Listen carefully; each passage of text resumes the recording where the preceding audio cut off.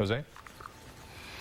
The aging process can be tough when it comes to your health. People can lose some abilities that their younger selves were more than able to take care of. But there is one thing you can gain or grow, and that is new brain cells. It's through a process called neurogenesis. Neurointensivist Dr. Chetan Rao with Baylor St. Luke's and Baylor College of Medicine joins us this morning to explain the process and how it can improve your health. Good morning to you. Thank you for having me. Hey, great news. I know we can kill them off, but we can also regain them. So let's start with the positive. What do we need to be doing to make those babies regenerate? There are a lot of natural things and normal things we could be doing.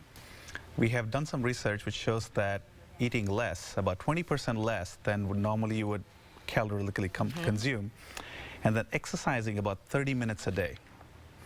And also eating healthy food, reducing the amount of saturated fats, and then taking some products that are seen in red wine can usually help, and then getting enough sleep, at least 8 to 10 hours a day, usually helps in regaining new cells in the brain.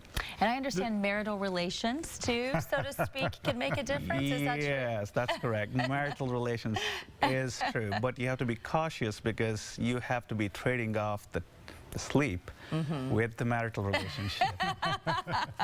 So, Doc, what exactly is neurogenesis? Neurogenesis is the process where you generate new cells. In adult human brain, you make about 700 cells every day. However, let's not forget, you have about 900 billion cells in the brain. And then you lose close to about 500,000 cells a year as you grow older. And that's just naturally. That's not including all of these lifestyle factors that can change it too. Nothing at all. Now, to put numbers into perspective, if you have a stroke victim loses about 2 million cells a minute when they go untreated. And if you have a large amount of stroke, you lose about 3.5 years of your life. So it's very important to take every single measure possible to prevent any injury to the brain. However, all hope is not lost. We've seen in our clinical practice that stroke patients who continue to exercise, who continue to take into account and treat their medical problems to prevent any further injury to the brain, usually recover fairly well.